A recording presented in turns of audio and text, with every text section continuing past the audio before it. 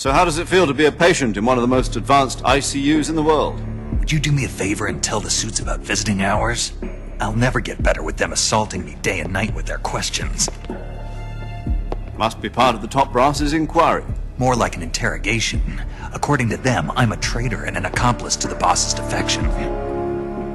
They're just looking for a scapegoat. Does that mean they're after you, too?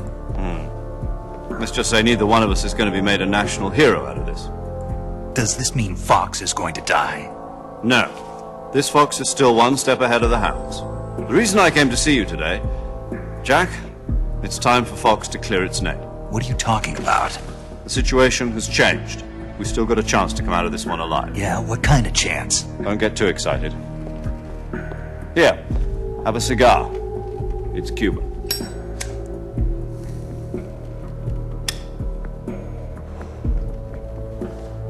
This morning, I had a meeting with the CIA. They decided when they're going to execute us? No. Something even bigger. Yesterday, the White House received an unexpected call. President Johnson? Yes, I hear you, Mr. Chairman. It was a hotline call from Khrushchev to President Johnson. From the head of the Soviet Union? That's right. A few days ago, one of our country's main design bureaus, OKB 754, was destroyed in a nuclear explosion. At about the same time, our anti-aircraft radar picked up a signature that appeared to come from one of your military aircraft. Does any of this sound familiar to you? In retaliation, I have placed our armed forces on secondary alert. Depending on your response, I may be left with no choice but to order the military to maximum alert and unleash Armageddon. With the help of your predecessor, I was able to survive the Cuban incident.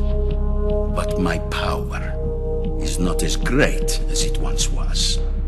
If I am to survive this crisis, I must have your full cooperation. I should have contacted you myself. Did you know that one of our soldiers defected to your country a week ago? No. So you haven't heard that. The man who arranged the defection was a GRU colonel by the name of Yevgeny Borisovich Volgin. Volgin, of the Brezhnev faction. Go on. Who is the soldier?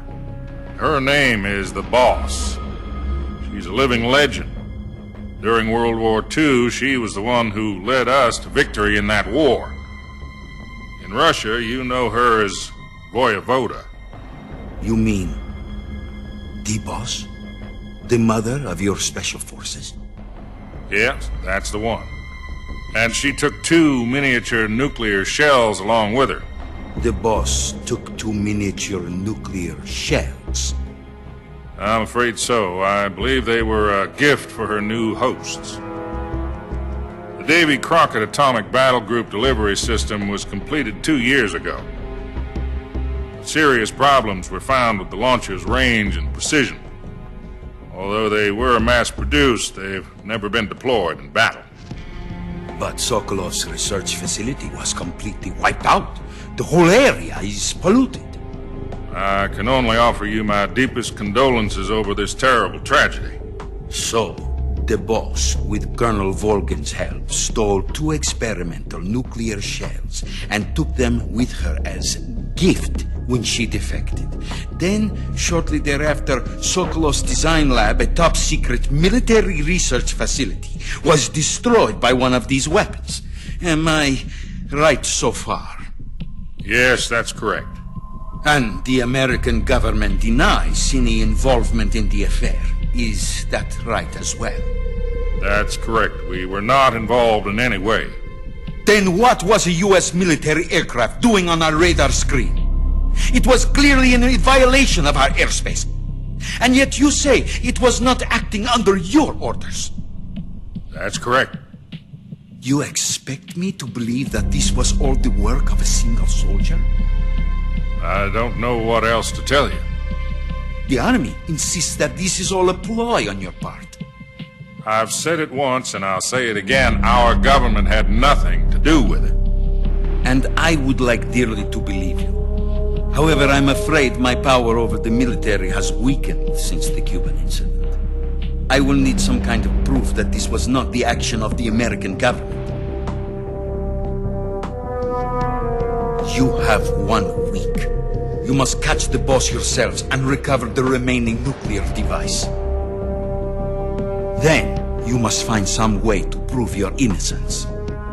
Prove our innocence.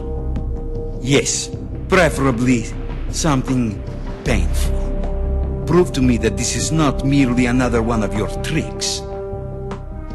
The boss should be close to Colonel Volgin. How about a little coaction? I would not expect too much if I were you. The political situation here is unstable. And Colonel Volgin is a member of the Brezhnev faction, which seeks to topple my government. 1 week. You have only 1 week. And if it is not too much to ask, do something about Volgin as well. What is that supposed to mean? Nothing. It means nothing.